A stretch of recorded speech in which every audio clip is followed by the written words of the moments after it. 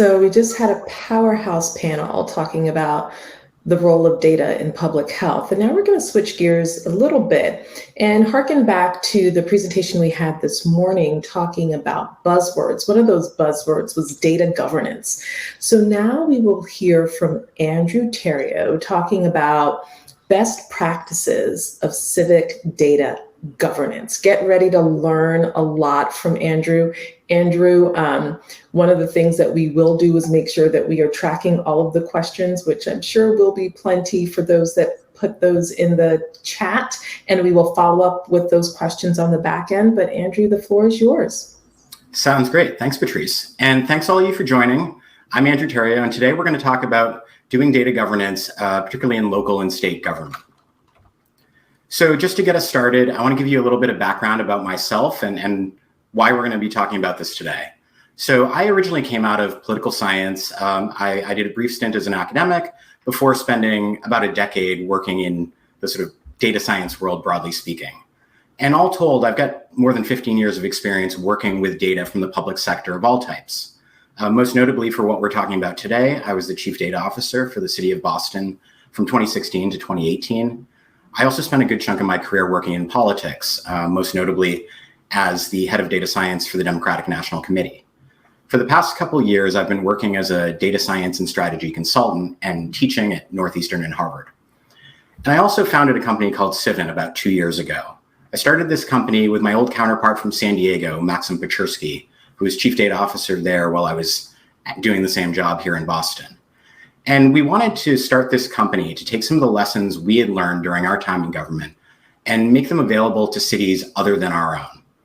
And one of the key things about how we do this is that rather than coming in and trying to convince cities and states to outsource their big, expensive projects to us, we want to build capacity within these places. And so a big part of that is helping them figure out what's the right strategy and set of practices to really achieve their goals, with the team and resources they have available. And so data governance is a big part of that, and that's why I want to focus on that here today. So let's get some clarity about what it is we're talking about when we discuss data governance. And I think it's important too, because even if you're familiar with the idea generally, we're going to be using it in a very particular way. So this is my working definition of data governance. The data governance is a set of practices that treats data as a vital operational resource which needs to be cultivated, maintained, and protected to deliver on its potential. So there are 3 key points here. First is that data governance is about actions, not policies or tools, though those can be useful. Data governance isn't something you have, it's something you do. The second bit is it treats data as a vital operational resource. What that means is that data isn't some secondary byproduct of your operations. That if you do it right, it can be a key ingredient to help you make better decisions about your operations, not only at a strategic level, but in some of those really fine-grained day-to-day working decisions everyone has to make. And then finally, it needs to be cultivated, maintained, and protected. So data in its most raw form isn't actually that valuable. It usually needs to be extracted from whatever source system it is. There may be some transformation or cleanup that needs to happen. You need to do some analysis to really get some insights. It's not valuable out of the box. You have to make it that way. And as soon as you do that the first time, you have to have a plan for doing that over the long term.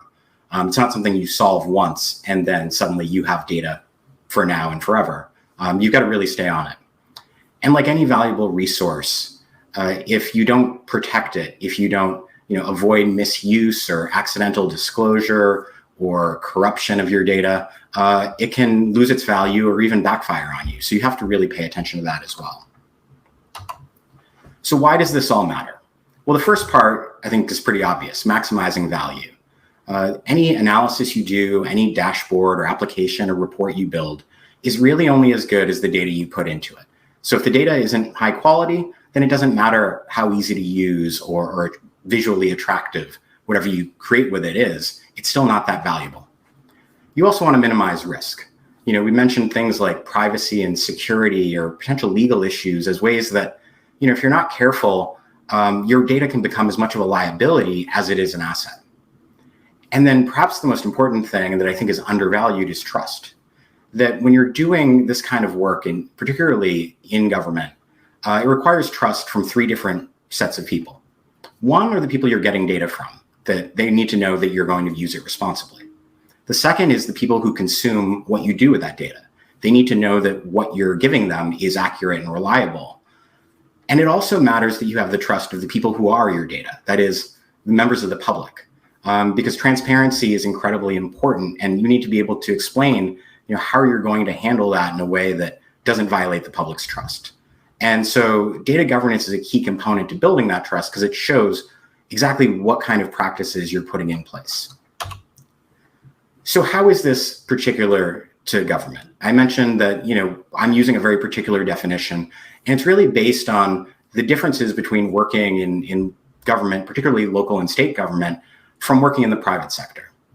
And one of the key things that I think should be familiar for anybody who's worked in government data for a while is recognizing that you don't necessarily have all the same levels of specialized resources, whether it's technical, security, legal. There aren't nearly as many dedicated staff and teams to solve those problems. So if you're a government data team, you have to be a bit more self-sufficient and know that even if those people are there for some general guidance or when you get into real trouble, on a day-to-day basis, you should be able to handle those things yourself. Also, the topics we work on are a lot more varied and require a much wider set of skills and subject matter expertise.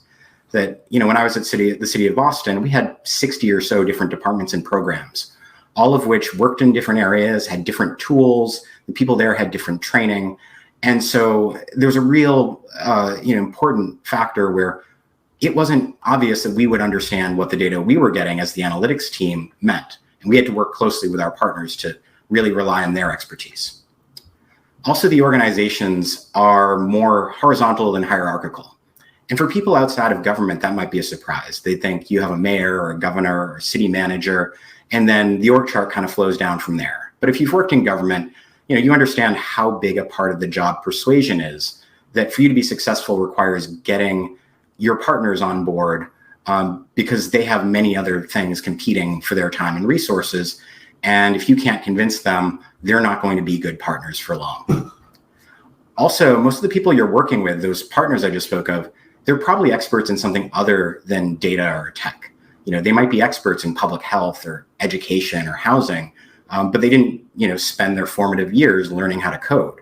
So what that means is just giving them raw data isn't enough. You need to understand that when you give them something, whether it's a data set or a dashboard or a report, part of your job is to make sure that they understand how to use it. And so that can take a bit more work than in a place where, they're generally hiring people from a more technical background. And then finally, every member of the public is a stakeholder. That responsibility of transparency and showing that you're handling your data, their data, everyone's data in a responsible way is really paramount and subject to scrutiny. So I think overall, you need to have a really expansive view of what data governance is to do it in the government context. All right, so now that we've gotten there, let's break it down and think about what are the specific things involved in doing data governance.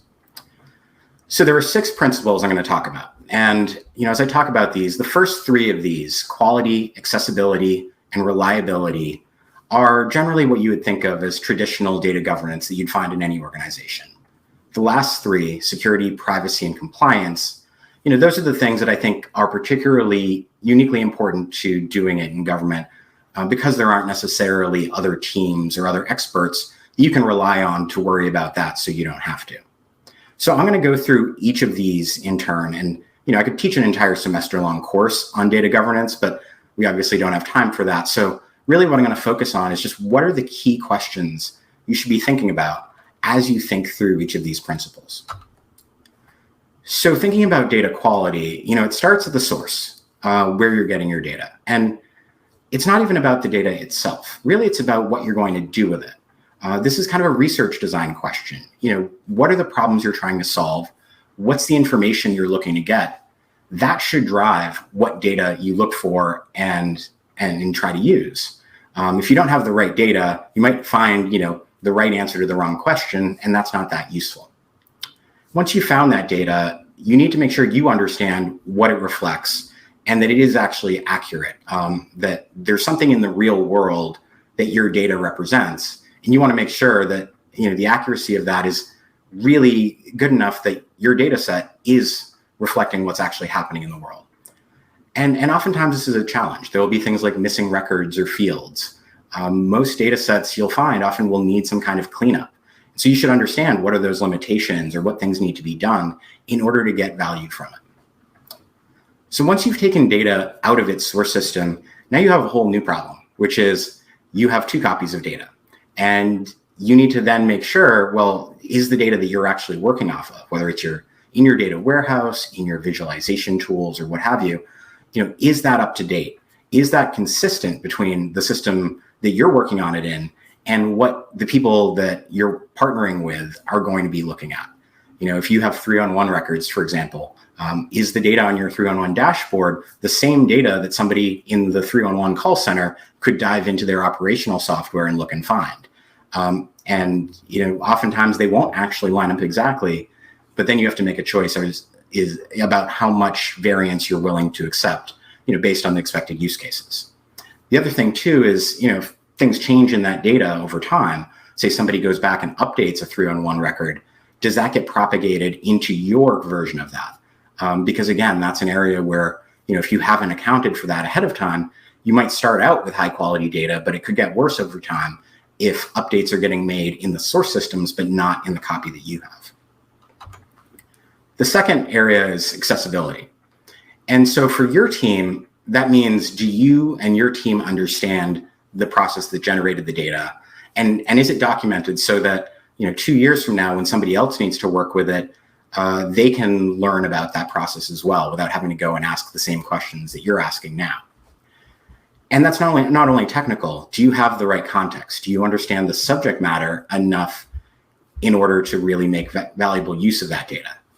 And you're not going to become an expert in everything related to housing or transportation or neighborhood services or whatever kind of data you're working on. But you should know who those experts are and be able to go to them with questions, because that's going to really be key. Now, for those partners that you have, whether it's the partners within departments or it's executive leadership, do they have the information they need to make use of what you're giving them? Whether you're giving them data or you're giving them an analysis or a map or a report, is it something that they can interpret on their own and they know where to find that information and you've put it in a really intelligible way? Also, do they need any kind of tools? Do they need training or special skills that go along with that?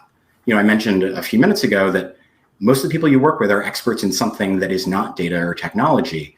And so if they need access to tools or they need some kind of training, you should think about that as part of your job to provide it to them. Because otherwise, if you provide them something that they can't use, you didn't actually follow through on delivering value the way you were supposed to. The third consideration is reliability. So I think about this in 2 different ways. When we're thinking about the back end, a lot of this is kind of the stuff you would think about. Are your data sets and the things you're making from them updated on a regular schedule? And if those updates fail, do you know about it? Can you fix it quickly? Knowing that things are going to change, what happens if the data source or the people running your systems change? Have you planned for how to do things like periodic maintenance and software updates? And are your systems resilient in the case of a disaster? If there's a hurricane or say a pandemic that shuts down City Hall, what's going to happen to, say, your data pipelines and dashboards? Are they going to still work? Because the second half of this is thinking about the front end, the users. And for them, reliability can mean something different. So for example, if you built a dashboard that's only accessible from City Hall, and then City Hall gets shut down because of a pandemic and they can't get at it, well, in that case, it's as good as broken. Because it's not actually serving its purpose. And so that's a failure of reliability. And likewise, say, that dashboard you built was a public health dashboard, and suddenly there's a pandemic and it's getting used 10 times as much as it ever had before. If the performance goes down so much it becomes unusable, that's also a sign that something's wrong. You should plan for these use cases, not just what the usage is initially, but how you're going to deal with things like scaling if demand increases. And then finally, knowing that things are going to break, performance won't be there or systems will have unexpected downtime. The last bit that's important is making sure you have a way to communicate that to your users and stakeholders. So one example of that is, if something is down, is there a place they can go to find out why it's down and when it's coming back up? But perhaps even more important is when something is actually up, but it might not be up to date. So if you have a dashboard, for example, but the underlying data hasn't updated in a week, is there a way that your users will know that? Because if not, then actually the biggest risk might be that they make the wrong decision based on the data you gave them because they don't recognize that you're missing an entire week's worth of data. So all of those things factor into thinking about the reliability of what you're doing with your data. So then to the second part, the more technical and specialized aspects. One is security. And if there's anything you take away when thinking about data security, it's that the only absolute guarantee of being able to protect the security of the data, of any data, is to never have it in the first place. As soon as you have it, risk starts to build. And you can mitigate that risk. But if the data exists and you have it, then you have a responsibility to protect it. So to start, the really simple question is, what sensitive data do you have? Where does it live? Why do you have it? And then you can start to deal with things like access to that data. Is it restricted to just those people who need it? Is it limited to just when they need it? So is there a process where you remove permissions that are no longer needed? Because those could be potential vectors where somebody with ill intent could get in if, say, a password was compromised. And likewise, getting back to this idea of not being able to absolutely protect data if you have it, do you have a plan to get rid of sensitive data when it's no longer needed? Because cleaning it out of your systems is really the only way that you can make sure that it doesn't present an ongoing risk. And then stepping back from the data itself, think about your users. For those who are logging into systems with sensitive data, do they follow best practices like two-factor authentication? Are your network firewalls and configurations set up in such a way that it limits the potential for unauthorized access? If somebody gets access to those systems, though, have you encrypted them so that, say, if they're able to pull files, they might still be stopped by not being able to make any sense of them because they're encrypted? And then if you have something like a ransomware attack or your data gets corrupted, are you able to recover from that in an efficient way? If you have a backup system, but you've never tried it, then you don't have a backup system. You just have hope. And that's not really enough. And thinking about privacy, a lot of the same principles apply. Namely, if you have private information, you're going to have some level of risk. So when you're getting information in the first place, you should only be collecting the personal data that's necessary to accomplish some specific purposes. And also it's important that your team understands what's the appropriate usage of that. So for example, if you have a list of residents, where they live, what their dates of birth are, and some other basic details, it's totally reasonable for somebody to use that data to go and figure out, how are population levels changing over time across different neighborhoods in the city. What's not so acceptable is if one of your analysts decides to go check if their ex-girlfriend and her new boyfriend have moved in together. That's not okay. So just because that person has access to data doesn't mean that they can do whatever they want. And so understanding that and setting clear expectations is really key. But at the end of the day, the same way that your pipelines are someday going to break, your dashboard's going to go down, people are going to do the wrong thing when it comes to private data. So then the question is how do you find out? If somebody accesses something they're not supposed to, or if somebody uploads data into your infrastructure that shouldn't be in there, you want to know about that so that you can address those problems quickly. So once you've got the data and you're starting to use it, you also want to think about how do you make sure that, if you put together an analysis or a dashboard or a map, and it's built on personal data, that's not carried through, that there isn't some data file embedded in a dashboard that isn't supposed to be there because you think it's just providing these aggregate trends. Likewise, if you're sharing it or publishing it as open data, again, de-identification or aggregation are sometimes difficult. These are sciences, and if you're not an expert in that, it's worth consulting somebody who is, because there's always a risk of re-identifying data. And that particularly comes up if, for example, you could potentially merge that data with some other source that would risk allowing you to re-identify. It's a hard problem. And so just doing things like removing names and addresses, that's not actually solving the problem that you have. And then lastly, compliance.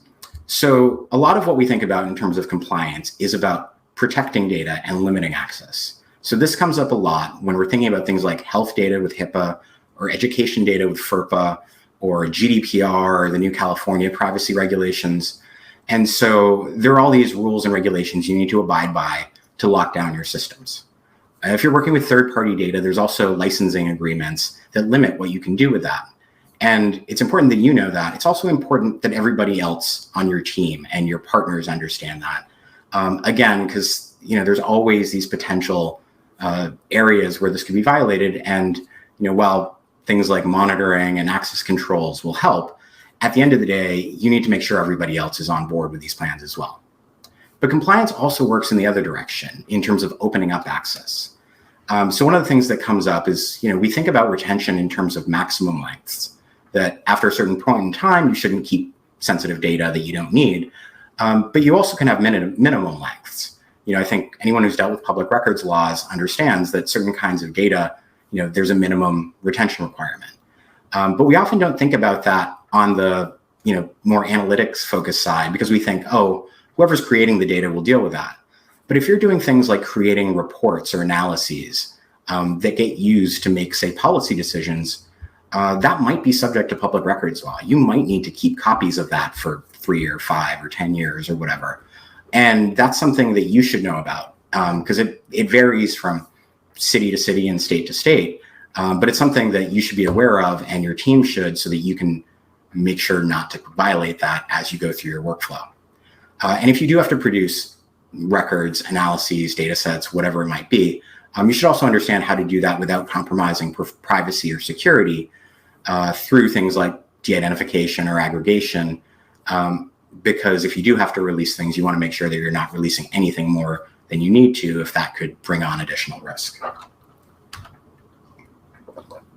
All right, so in the last 20 minutes, I just gave you a lot of information, and that's intentional, because I think data governance is really the biggest part of the job when working with data in government. That, all of the hard parts of the job that aren't just writing code, or giving presentations, kind of touch data governance. Even some of those things do too. So what I want to do next is kind of back people away from the ledge and say, how do we do this in a way that is actually workable, that's not going to be a huge pain for everyone? So my first recommendation is that you need a policy. And I know this seems like the default choice for a lot of people in government, but the point here isn't to have a policy for policy's sake. We're not going to ship out a policy, do a press release, and then call it a day. The point of a policy here is that it's just a written version of the practices you've chosen.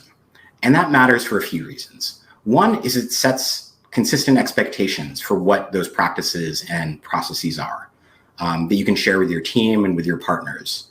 And what that does is it shows that you've got a commitment to data governance. It's not just an ideal that you're working toward. It's not just a theory, it's a set of specific practices that you're going to follow. And in doing so, it creates accountability for you, for your team, for everybody else, so that if those practices aren't followed, there can actually be some consequences for that, because that's the only way for this to work.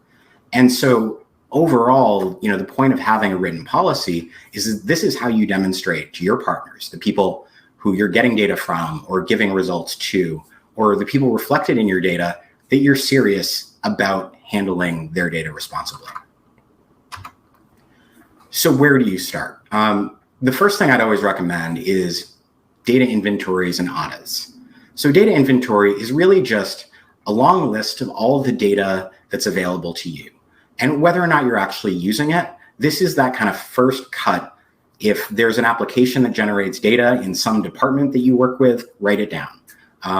If there's some research thing that the Public Health Commission did that generated a data set that you would have access to, write it down. You don't have to use all this, and you shouldn't be documenting a ton of stuff. The point here is just to have it written down somewhere that this exists. And then a data audit is kind of the next level after that, where you start digging in, particularly for what you think are the highest value data sets, to understand what you've got. So, you will look at things like data quality and the potential value.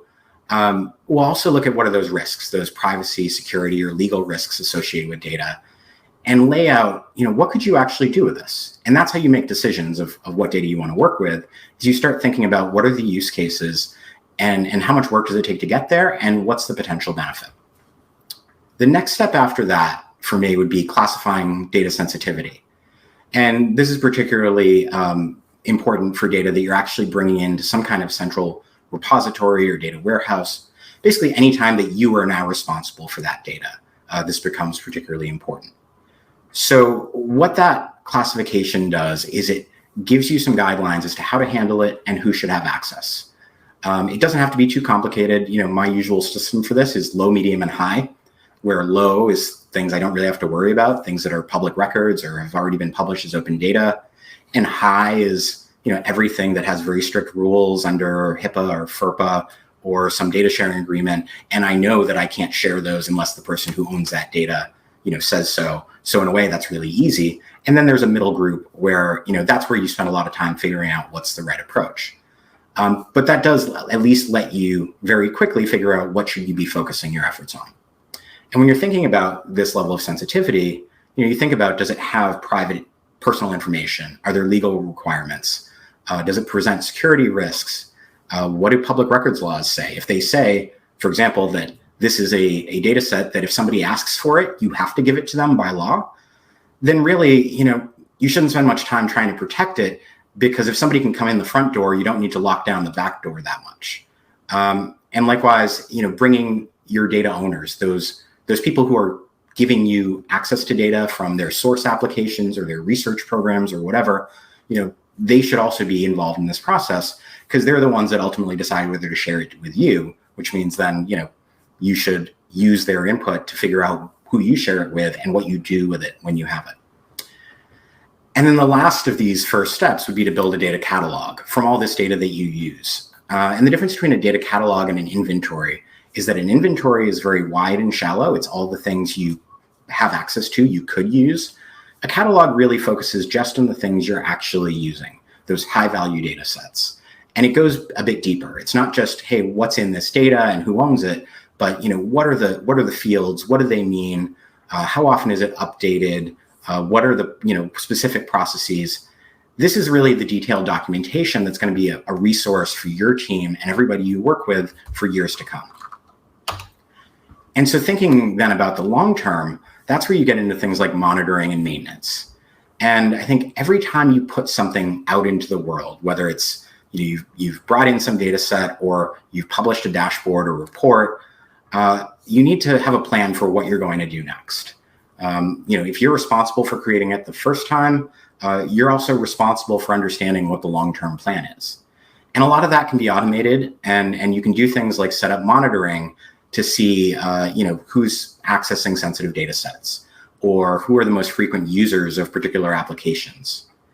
And when it comes to access in particular, that's what a lot of the important work to do over time is, because data owners should provide guidance about this, but it's something that whoever's managing the data resources is going to have to figure out again and again and again over the long term, because there's a lot of subjective judgment about who needs or doesn't need access. And this is where that sensitivity classification can be really valuable, because it can avoid unnecessary time spent trying to deal with this for these lower sensitivity data sets.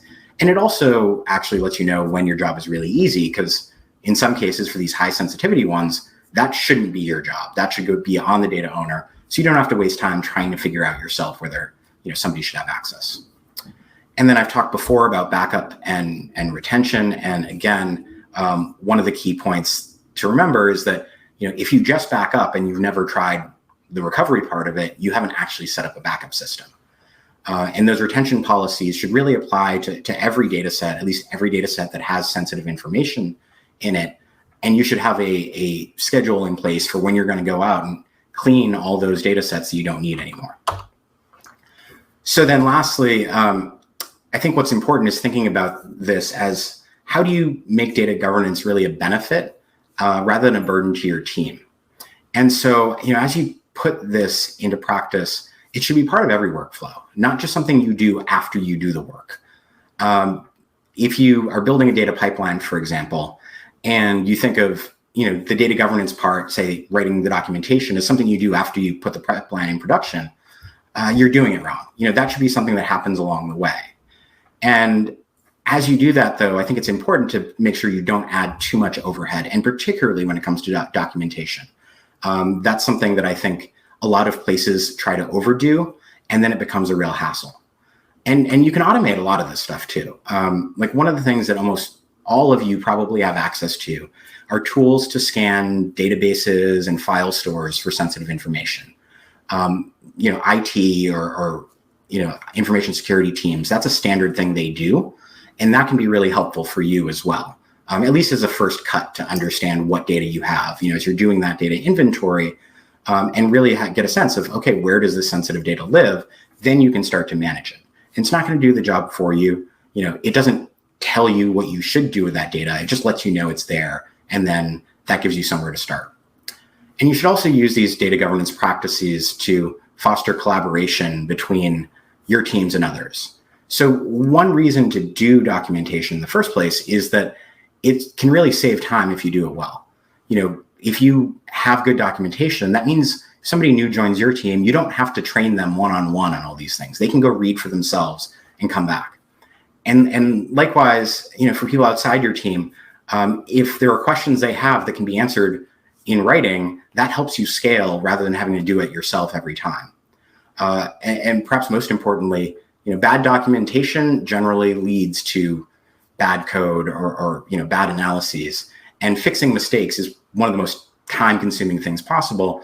So if you get, more often can get it done right the first time, that's really going to justify all the time you spend documenting the things you're using. Also, a big thing to remember is we're always constrained in terms of people. When I was at City Hall, I had a team of about 20 people, and that was bigger than almost any other city's analytics team. It's more than Boston has now. It's maybe half that size at this point. And the normal thing for most places is that you're going to have a handful of people on an analytics team or managing data. And so really, if you want to scale up, the value is in training not just people who are in kind of analyst roles in other departments, but people who are subject matter experts. Find what the right balance of tools and training is, and that will really help you, make them more self-sufficient and also scale your own ability to do work because you have more educated partners elsewhere. And those partnerships are really key because I think if nothing else, the purpose of data governance is to show that you can get the fundamentals right. And that's really going to help you scale up your work across your cities and counties and states over time. All right, so just to wrap up, a couple last thoughts from me. The biggest one is just don't overcomplicate it. I've given a lot of information today, given you a lot of things to think about. I don't think you need to build a policy that addresses every use case.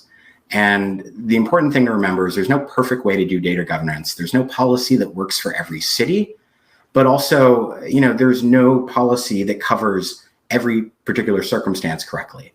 If you try to cover everything that could possibly go wrong, you're going to slow yourself down enough that you won't get anything done. You have to figure out what the right balance of effort and value and risk are for your organization.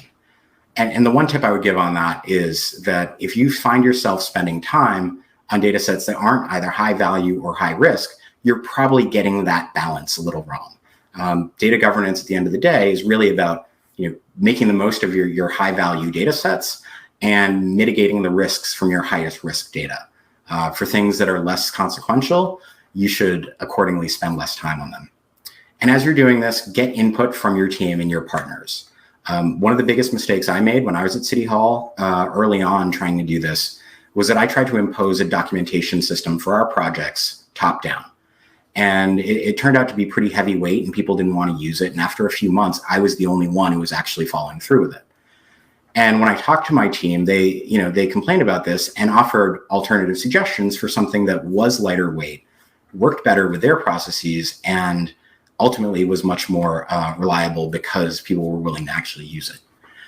And so that's the other part. You also should be willing to update, your own expectations about what a data governance will look like as you go, because you'll learn and your needs will change and your team might evolve. And so your data governance practices and policies should always be evolving. And then finally, if you are not sure where to get started or you're running into problems, ask somebody who's done it before. I learned a lot of these things the hard way, and it's always helpful if you have people like myself who've done that to help you avoid having to make the same mistakes for yourself, when we can just kind of give you the advice that we learned and really help you make your own unique mistakes, and avoid wasting times on ones that have been made before. So on that note, if you ever want to get in touch, here's how to find us. I actually posted these slides to Twitter and LinkedIn a few minutes before we started. You can also reach out to me directly. My email and Twitter are on here. And then finally, I should just note that we've partnered with Civis Analytics on things before. And if you're working with them now or thinking about it, and there's something that would be a good fit for potential collaboration, you can always get in touch with us through them, and they'll bring us into the discussion as well. So thank you for listening. Hope this was useful to you. And if you've got a few minutes, I'd love to take any questions you might have. All right, wonderful. Thank you so much. I think you've walked through quite a bit of information to really help folks understand kind of the importance and power of data governance. But one of the things that's come through on the chat in the form of a question, and you did address this, but I think this has a bit of a different spin. So would love to hear your response here, is in trying to sell data governance to other staff members, it feels like it's putting a burden on them. It's more work. And this question is, what's the elevator pitch for people that don't yet speak data? Oh, yeah.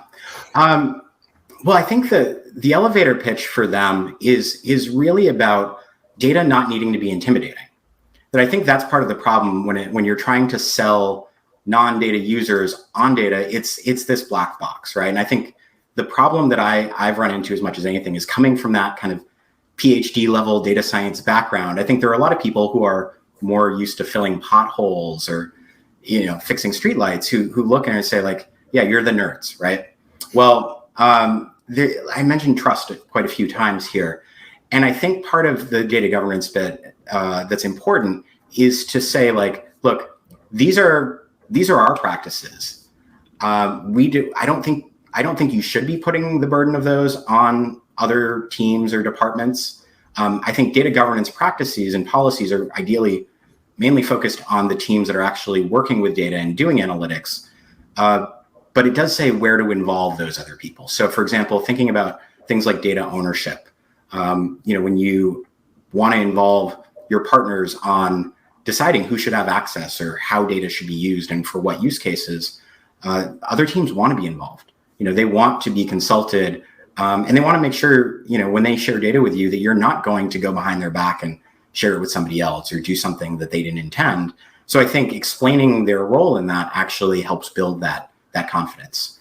And likewise, what I found in my work is people like being asked questions. I think one of the important things that I mentioned, when I was talking about the skills that people on those partner teams or departments might have, I didn't say they don't have technical skills or they don't have data expertise. What I said was they have expertise in things other than those. And that's a really important distinction, is to recognize the value of their subject matter expertise and validate that, the same way that if they had some question about, I don't know, how to write code, they might come to me. But like if I want to know, hey, what's the process for, I don't know, a new building permit for a residential house, and how does it compare to a commercial building? That's somebody else's area of expertise. And if you ask them, can I come to you if I need help?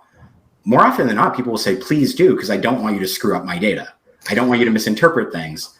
I literally had somebody from the fire department. The first thing she ever said to me, not, hi, how are you? It was, please don't screw up my data.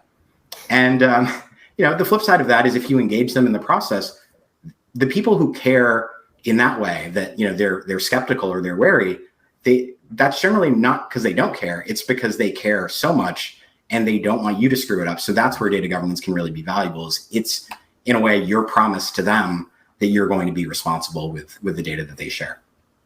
Absolutely. And the next question goes alongside that, in that a lot of the systems right now for data, they could be a legacy system, it could be a siloed system that it could potentially involve a lot of manual overhead to integrate that data. And so the question then becomes, are there specific tools that you've used in the past to minimize the burden that goes along with that integration? Oh, this is a near and dear thing to my heart. I wish I had a magic answer. Maybe someday, I don't know, maybe someday I'll create the magic answer, but I don't see one right now. I think this is one of those things when I talk about creating a data inventory and having that be separate from a data catalog. Part of the reason that I think about it in that way is that you shouldn't try to do everything at once. There should be a conscious choice of, okay, this data is out there, it's potentially valuable, but you have to think about what is required to bring it out, how much work has to go into it. I remember my team, before I started, decided to embark on this process to extract all of the financial data from our ERP system and create a bunch of dashboards and BI tools. And it was a 6 to 12 month project. And when I arrived, we were 2 years into it. And when I left, I killed it literally the day before I left City Hall. After 4+ years, because it was still getting nowhere. And that's the kind of thing you don't want to embark on. And you need to think carefully before you start that process. But that said, I think, extracting from those systems, particularly if it involves manual work, that's like 90% of what the technical parts of my team did. And from talking to other chief data officers, they've all had the same problem. Without going into too much detail, that's something, I've been thinking about a lot, and our team has, and I know others have as well. And I know, part of one of the ways that I've worked with Civic in the past is we actually brought them in to provide the data warehouse for Boston when I was at City Hall. And one of the things they did there was to, spend a lot of time building connectors to all the different applications we had. And that's the kind of thing that, hopefully as the field finds some good tools and some leaders emerge, that maybe some of those integrations will become more standardized. That's my hope. That either the tools themselves become standardized or we come up with better, consistent standards so that it's not a burden. And there's some examples of that, like, for example, the mobility data specification that the Open Mobility Foundation oversees. It's a great example where, now there are companies that are developing, say, scooter dashboards. That it doesn't matter whether you're using, Bird or Lime or whoever for scooters, there's a standard spec. So the companies that are building the dashboards and offering them to cities don't have to worry about that integration part. They can basically just use this universal spec. And I hope more things go in that direction. That's exactly right. Let's keep our fingers crossed there. But Andrew, thank you so much for sharing your time and your expertise and helping to educate those that have attended today. Thank you. Take care.